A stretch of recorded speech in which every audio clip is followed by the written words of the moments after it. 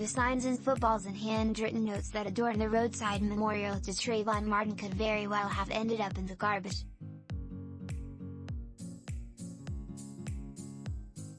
It was March of 2012, the early days after the black teenager's shooting by a neighborhood watch volunteer named George Zimmerman. The protests had begun small, and then ballooned. So had the roadside memorial that a local historian named Francis Oliver started with just a couple of flower wreaths placed outside the walls of the gated community in Sanford, Florida, where Martin had been killed. Within hours, flowers, teddy bears, sneakers and drawings of Trayvon Martin lined the sidewalk, as did bags of Skittles and cans of iced tea, the only things Martin was carrying during the fatal confrontation on February 26, 2012. But then, Oliver recalled recently, the residents of the retreat at Twin Lakes began to complain. The city manager called me, Oliver recalled this week. And he said, "Ms. Oliver, you're going to have to take that memorial up. I said they killed a boy and now they don't want the flowers out there," she remembers telling the town official.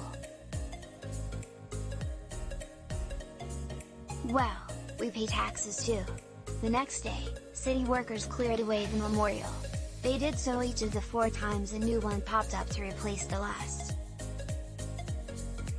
Rather than let the workers throw the mementos away, Oliver had them deliver the items to the little museum she had only recently opened, dedicated to the history of Goldsboro, an African-American neighborhood in Sanford.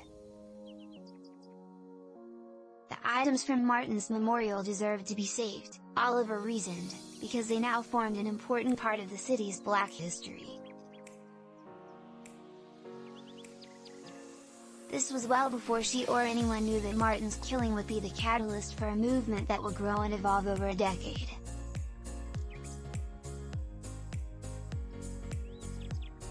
It would start with the creation of Black Lives Matter, lead to the global uprising over George Floyd's killing and culminate almost 10 years to the day after Martin's death with federal hate crimes convictions for 3 white men who hunted down Ahmaud Arbery.